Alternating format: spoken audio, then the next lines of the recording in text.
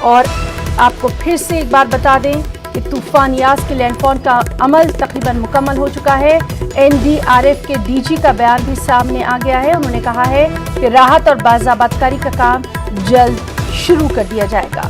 تو بے حد اہم خبر نیوز 18 اردو پر آپ کو دے دیں کہ طوفان یاس کے لینڈ فال کا عمل تقریباً مکمل ہو گیا ہے۔ NDRF کے DG کا یہ بیان بھی سامنے آ گیا ہے۔ ساتھ ہی انہوں نے یہ بھی کہا ہے کہ راحت اور بازآباد کاری کا کام جلد شروع کر دیا جائے گا۔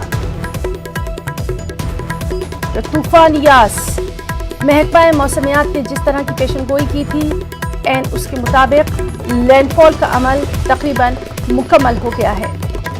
NDRF کے DG کے بیان بھی سامنے آ گیا ہے اور سب سے اہم بات یہ کہ اب جس طرح سے راحت اور بازآباد کاری کا کام ہے وہ بھی اب جلد شروع کر دیا جائے گا۔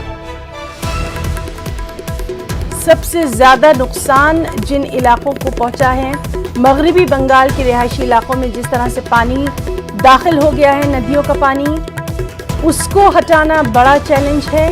مقامی جو آبادی ہے اس کی بازآباد کاری بڑا چیلنج ہے۔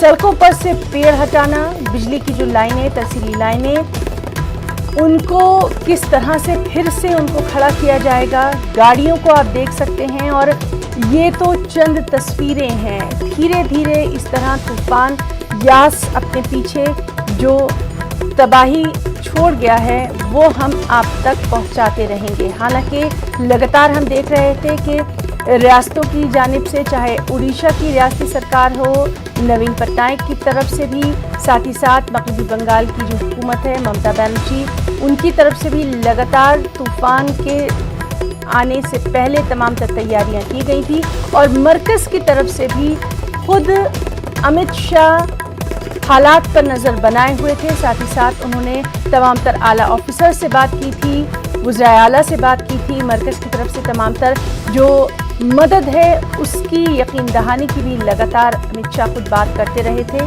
اور اب آپ کو بتائیں کہ طوفان یاس کے لینڈ فال کا عمل مکمل ہو گیا ہے۔